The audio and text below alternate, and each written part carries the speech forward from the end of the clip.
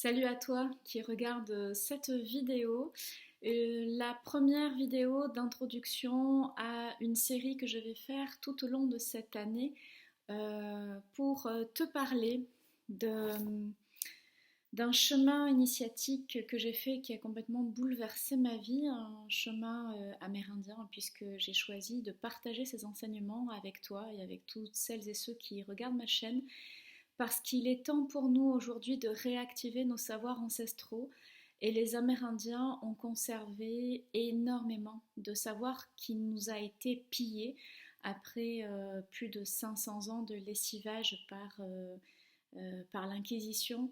Donc il est temps de réactiver ce savoir ancestral qui est universel et pour toute l'humanité.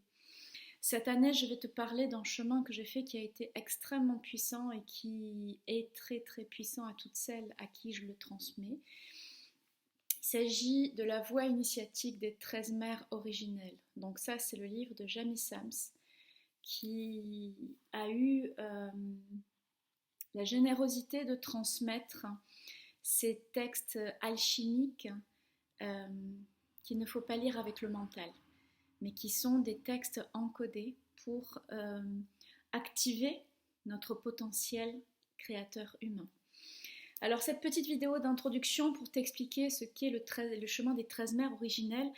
Les 13 mères sont 13 grandes femmes qui sont venues selon la légende amérindienne, qui sont venues au tout début de la création de la Terre-Mère pour cheminer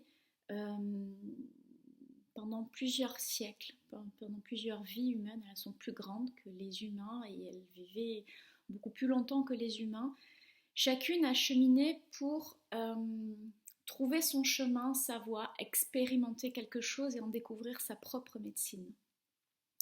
Chaque mère est donc porteuse d'un savoir ancestral fondamental que l'être humain doit acquérir tout au long de ses vies. Il y a 12 mères qui ont acquis un savoir qu'elles ont ensuite transmis à l'humanité avant de quitter la terre-mère pour aller dans ce que les Amérindiens appellent l'Angawi, dans l'île de la Tortue, dans la maison Tortue. Et la 13e mère est celle qui devient sa vision.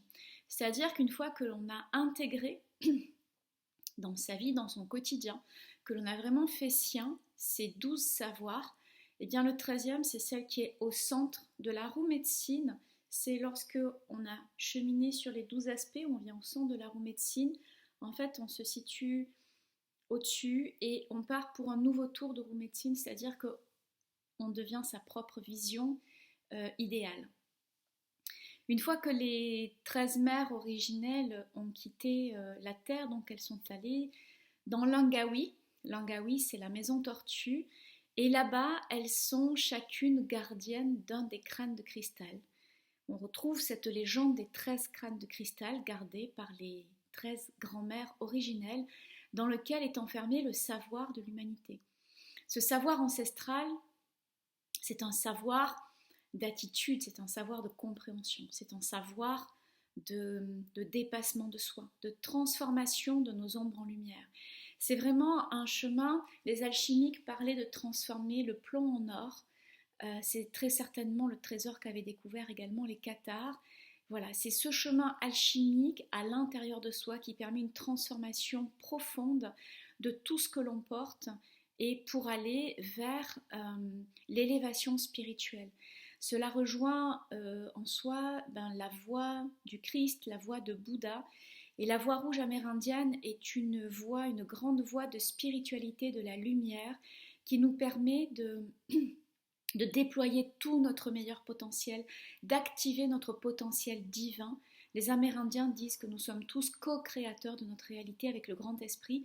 Et tant que nous sommes parasités par des émotions négatives, tant que nous avons des peurs, tant que nous répétons des schémas limitants, eh bien notre quotidien est limitant.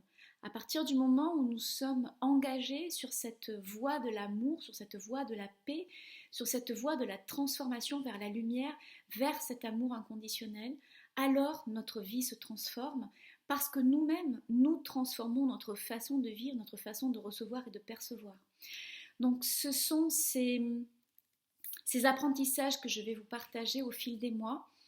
Je vais vous partager quelques clés de compréhension, même si ce sont des textes avec lesquels vous ne devez pas rentrer dedans avec le mental.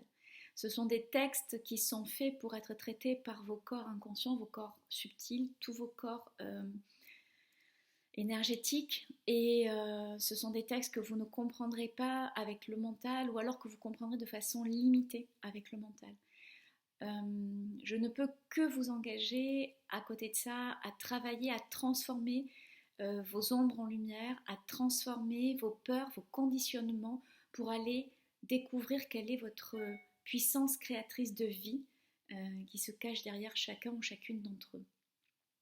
Je ne peux que vous engager également à revenir à des pratiques simples et naturelles comme la hutte à sudation ou la quête de vision qui permet vraiment de débrancher le mental et de se reconnecter à la vraie vie, c'est-à-dire à la nature.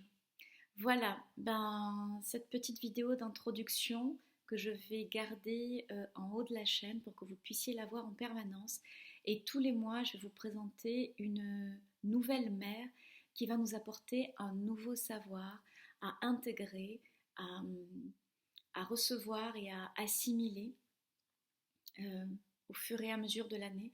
Et vous allez voir que d'une année sur l'autre, vous allez pouvoir refaire le tour de cette roue médecine parce que vous aurez chaque année une compréhension différente, une compréhension plus profonde de la médecine que porte chacune des mères.